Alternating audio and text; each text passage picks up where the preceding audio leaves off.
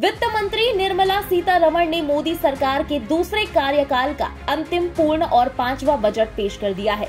Budget में अलग अलग सेक्टर्स को लेकर कई तरह की घोषणाएं की गई हैं। वित्त मंत्री ने टैक्स कटौती समेत कई बड़ी घोषणाएं की हैं। वहीं महिलाओं और वरिष्ठ नागरिकों को भी बड़ी सौगात मिली है।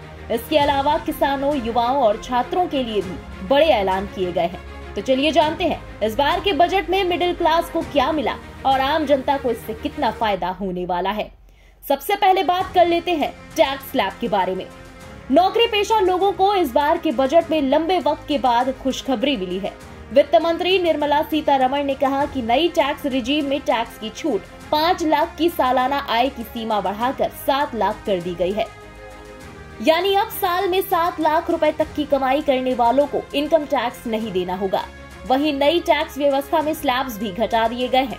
बजट घोषणा के मुताबिक नई टैक्स रिजीम में 3 लाख रुपए तक टैक्स छूट, 3 से 6 लाख रुपए तक 5%, 6 से 9 लाख रुपए तक 10%, 9 से 12 लाख रुपए तक 15% और 15 लाख रुपए से ऊपर की सालाना आय पर 30% टैक्स देना होगा। अब एक नजर डाल लेते हैं कि इस बार के बजट में क्या चीजें हुई सस्ती और क्या चीजें हुई महंगी। एलईडी टीवी, कपड़ा, मोबाइल फोन, खिलौने, मोबाइल कैमरा लेंस, इलेक्ट्रिक गाड़ियां, हीरे के जेवरात, बायोगैस से जुड़ी चीजें, लिथियम सेल्स और साइकिल एक तरफ सस्ती हुई हैं, तो वहीं दूसरी तरफ सिगरेट, शराब, छाता, विदेशी किचन चिमनी, सोना, आयातित चांदी के सामान, प्लैटिनम, एक्सरे मशीन और हीरा महंगा हुआ है। अब एक नजर डालते हैं बजट की बड़ी बातों पर। कृषि से जुड़े स्टार्टअप को प्राथमिकता दी जाएगी। युवा उद्यमियों के कृषि स्टार्टअप को प्रोत्साहित करने के लिए कृषि त्वरक कोष की स्थापना की जाएगी। इसके लिए युवा उद्यमियों द्वारा कृषि स्टार्टअप्स को प्रोत्साहित करने के लिए एग्रीकल्चर एक्सीलेटर फंड बनाया जाएगा। वहीं पशुपालन, डेयरी और मत्स्य पालन को ध्यान में रखते हुए कृषि ऋण लक्ष्य को बढ़ाकर 20 लाख करोड़ रुपए करने का ऐलान किया है। वहीं वित्त मंत्री इस बार के बजट में महिलाओं के लिए महिला बचत सम्मान पत्र लेकर आई हैं। इसके जरिए महिलाएं बचत पर अच्छा रिटर्न पा सकती हैं। महिला बचत सम्मान पत्र में महिलाओं को 7.5% रिटर्न मिलेगा। महिला सम्मान सेविंग सर्टिफिकेट 2 साल के लिए लाया गया है, यानी ये साल 2025 तक रहेगा।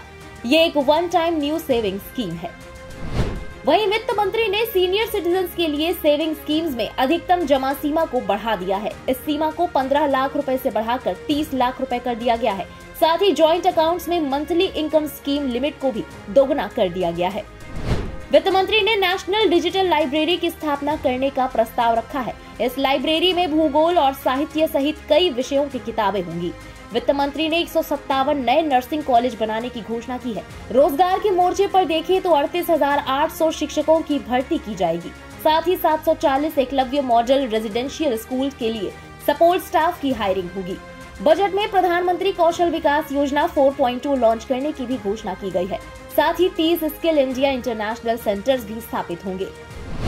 सरकार गरीबों को पीएम आवास योजना के जरिए घर उपलब्ध कराती है। इस बजट में वित्त मंत्री ने पीएम आवास पर खर्च को भी बढ़ा दिया है। वित्त मंत्री ने पीएम आवास पर हो रहे खर्च को 66% बढ़ाकर 79,000 करोड़ रुपए कर दिया है। ये पीएम आवास खर्च में एक बड़ी बढ़ोतरी है। वित्त मंत्री ने देश में आर्टिफिशियल इंटेलिजेंस को बढ़ावा देने के लिए मेक एआई इन इंडिया को बढ़ावा देने की घोषणा की है। उन्होंने कहा कि इसके लिए 3 सेंटर ऑफ एक्सीलेंस बनाए जाएंगे। यहाँ एआई को बढ़ावा देने के लिए खोज से लेकर तमाम तकनीकों पर काम किया जाएगा। वहीं इस बार के बजट ने रेलवे को बड़ा बूस्ट दिया है। रेलवे के लिए 2,04,000 करोड़ रुपए के बजट का प्रस्ताव किया गया है। वहीं वित्त मंत्री ने भारत में एनीमिया को खत्म करने के लिए घोषणा की है। अपने भाषण में उन्होंने कहा कि 2047 तक बच्चों में खून की कमी को हम दूर करेंगे। वहीं अब मैनहोल साफ करने के लिए उसके अंदर आदमी नहीं उतरेंगे। शहरों में सफाई योजना तैयार की जाएगी। इसके अलावा वित्त मंत्री निर्मला सीतारमण ने कहा कि देश में फार्मास्यूटिकल को बढ़ावा देने के लिए न्यू फार्मा प्रोग्राम बनाया जाएगा। मेडिकल कॉलेज के लिए लैब की व्यवस्था की जाएगी। मेडिकल उपकरण बनाने वाले कोर्स शुरू किए जाएंगे। पिछड़े आदिवासी समूहों की सामाजिक आर्थिक स्थिति में सुधार के लिए पीएम-पीबीटीजी विकास मिशन शुरू किया जाएगा। इससे पीबीटीजी बस्तियों में बुनियादी सुविधाएं दी जाएंगी, जिसके लिए 15,000 करोड़ रुपए दिए जाएंगे। 5G सर्विस पर चलने वाले ऐप डेवलप करने के लिए इंजीनियरिंग संस्थानों में 100 लैब बनाई जाएंगी। इन लैब्स के जरिए नए अवसर, बिजनेस मॉडल और रोजगार की संभावनाएं बनेगी। इन लैब्स में smart classroom, farming, intelligent transport system और हेल्थ केयर जैसे फील्ड्स के लिए ऐप तैयार होंगे। उधर बजट में हुए ऐलान के तहत केवाईसी प्रक्रिया को और सरल बनाया जाएगा। सभी सरकारी एजेंसियों में डिजिटल सिस्टम के लिए पैन को सामान्य आइडेंटिटी के रूप में मान्यता मिलेगी। इससे व्यापार में काफी आसानी होगी। पीएम प्रणाम योजना की शुरुआत होगी। ये योजना वैकल्पिक उर्वरकों को बढ़ाने के लिए होगी। इसके अलावा गोवर्धन स्कीम के तहत 500 नए संयंत्रों की स्थापना की जाएगी।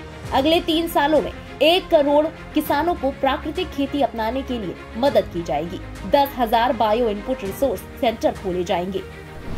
दूसरी तरफ पर्यटन क्षेत्र को भी बड़ी सौगात दी गई है। 50 पर्यटन स्थलों की पहचान की जाएगी। घरेलू और अंतर्राष्ट्रीय पर्यटन को संपूर्ण पैकेज के रूप में इन्हें विकसित किया जाएगा।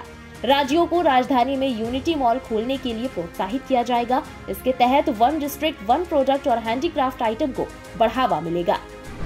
केंद्र सरकार ने सभी अंत्योदय और प्राथमिकता परिवारों को अगले साल यानी 2024 तक मुफ्त खाद्यान्न उपलब्ध कराने का ऐलान किया है। पीएम गरीब कल्याण अन्न योजना के तहत लगभग 2 लाख करोड़ रुपए का बजट रखा गया है। वहीं जेल में बंद गरीबों के मुद्दे को पहली बार केंद्र सरकार ने अपने बजट में शामिल किया है। इसके अलावा पैसों की तंगी के चलते जो कैदी जेल से बेल नहीं ले पा रहे हैं, उनका खर्च सरकार उठाएगी। ऐसे करीब 2 लाख कैदी हैं जिनकी सजा पूरी हो चुकी है, लेकिन रिहाई के लिए तय की गई रकम न होने की वजह से वो जेल में ही बंद रह जाते हैं। अब ऐसे गरीबों की मदद के लिए सरकार ने हाथ आगे बढ़ाया है। चीन और पाकिस्तान से तनाव के बीच भारत सरकार ने रक्षा बजट में लगभग 70,000 करोड़ रुपए की बढ़ोतरी की है। 2023-24 के लिए सरकार की ओर से रक्षा मंत्रालय को 5,94,000 करोड़ रुपए दिए गए हैं। बजट का ज्यादातर हिस्सा जवानों के लिए जरूरी मूलभूत सुधार में उपयोग किए जाएंगे। अब हम आपको बताते हैं बजट की 7 प्राथमिकताओं के बारे में। वित्त मंत्री निर्मला सीतारमण ने बजट के 7 आधार बताए हैं।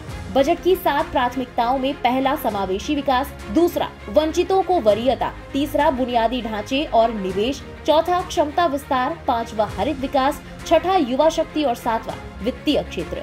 वित्त मंत्री ने कहा कि अमृत काल का विजन तकनीक संचालित और ज्ञान आधारित अर्थव्यवस्था का निर्माण करना है। इसके लिए सरकारी फंडिंग और वित्तीय क्षेत्र से मदद ली जाएगी। इन जन भागीदारी के लिए सबका साथ सबका प्रयास अनिवार्य है। मोदी सरकार के दूसरे कार्यकाल में आम आदमी को टैक्स स्लैब में बड़ी राहत दी गई है।